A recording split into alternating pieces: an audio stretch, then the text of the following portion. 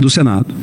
Então, eu já faço aqui um apelo para que os senadores tenham um pouco, né, de reflexão sobre isso, né? Imagine o ministro Flávio Dino, que já é assim como ministro, que é subordinado ao Executivo, que deve satisfação aqui no Congresso Nacional, e da forma como ele desprezou, como é que ele vai se comportar como semideus lá no Supremo Tribunal Federal. Então eu quero aqui alertar toda a população.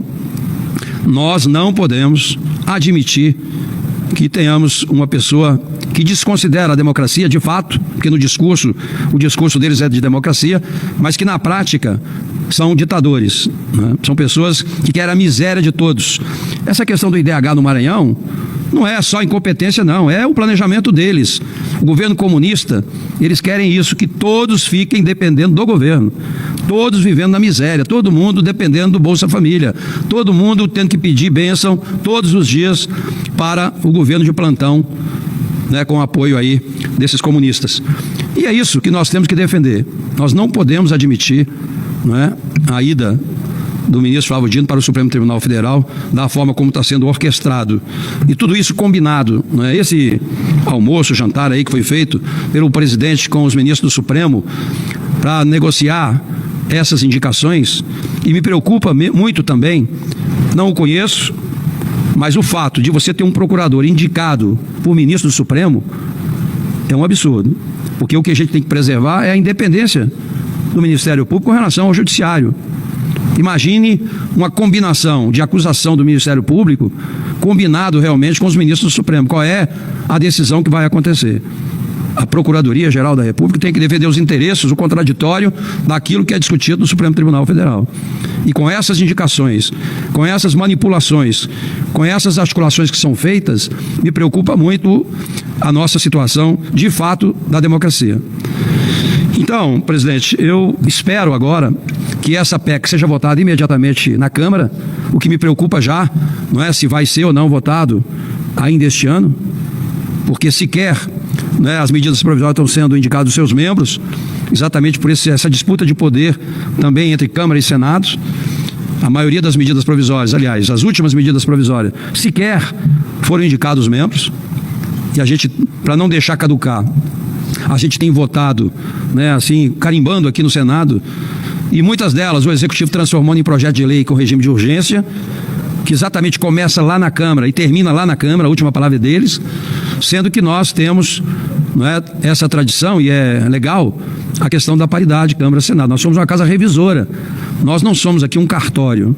E também quero dizer aos ministros do Supremo, quando disseram que lá não tem covarde, que não tem medrosos, quero dizer que aqui também não. Aqui também não tem covardes e medrosos. E eu espero que aqueles senadores que foram chantageados, que receberam ameaças de julgamento de processo, que eles possam reagir e não admitir aqui, né, em função de pressão, em função de ameaças, o nome de Flávio Dino para o Supremo Tribunal Federal.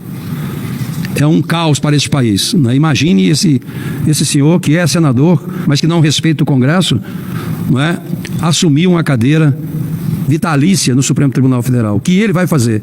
Se ele já não respeita hoje, como ministro, não responde aquilo que foi inclusive votado por unanimidade aqui, imagina o que ele vai fazer depois.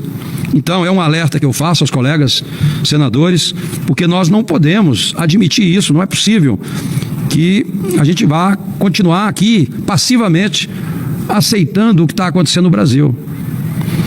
Eu vou avaliar, recebi muitos documentos, eu sempre quis, desde deputado federal, promovi várias audiências públicas com relação às urnas. Eu sou auditor e aquilo que não é auditável não é confiável. E das audiências que fiz aqui, nunca saí de uma audiência com a convicção de que eram um modelo seguro. Aliás, o próprio vídeo do ministro da Justiça, Flávio Dino, tem várias manifestações que ele fez sobre a contrário, inclusive, a isso, da situação que ele diz hoje. Então, tenho lá, estou avaliando como auditor, aquelas novas, aquelas antigas, e quando a gente compara a votação do presidente da República com o governador aliado, nas novas tem muita relação, a coisa bate muito a votação de presidente e governador. Nas antigas, e que tem lá numerados quais são, esses votos não são coincidentes. Você tem governador e presidente da República de uma situação totalmente inversa àquilo das novas. Então não é um assunto que morreu. Nós não podemos continuar admitindo dúvidas. Nós não podemos admitir que, como disse o ministro do Supremo, diz que o Executivo foi traidor. Traiu realmente o Supremo, que ajudou no processo do ex-presidente. Ou seja, admitiu que quem colocou realmente o presidente Lula na presidência foi o Supremo Tribunal Federal. Eu não sei se em função do processo ou se em função da...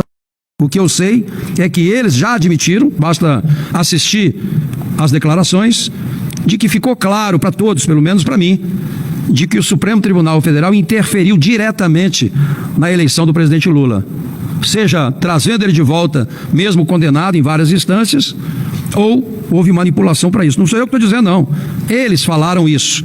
Então, a gente precisa, de fato, repensar essas questões do modelo.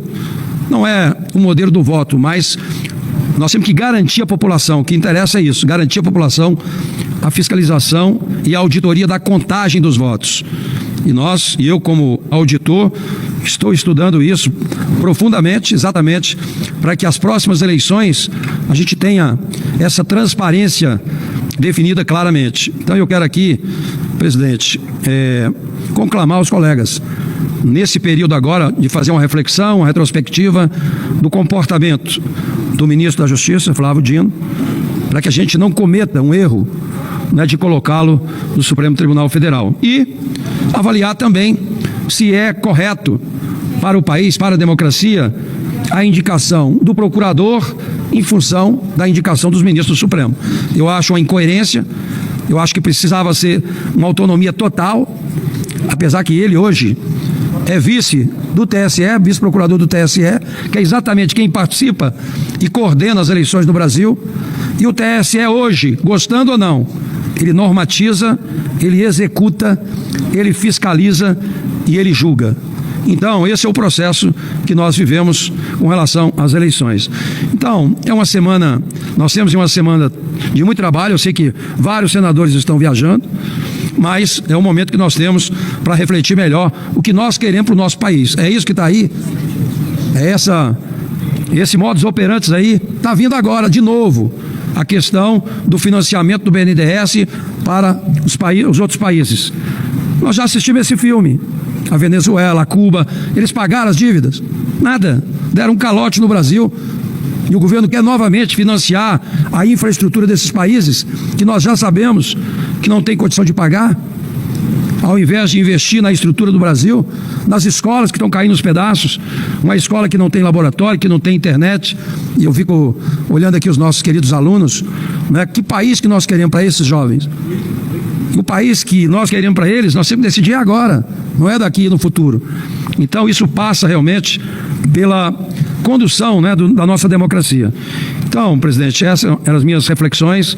Espero que nós, senadores, né, possamos votar e depois colocar a cabeça no travesseiro, para que a gente não possa sair aqui votando em função de ameaças pessoais. É inadmissível um ministro ligar para algum senador, inclusive na véspera da votação, 5 minutos antes da votação, e ameaçar o senador ou a senadora. Ameaçar. Olha, teu processo está aqui, ó, vai ser votado dia tal. Você pode perder o seu mandato. É isso que aconteceu aqui nessa casa. Então eu espero que haja uma reação para que a gente não continue, não é, assistindo pacificamente o que está acontecendo. É isso, obrigado.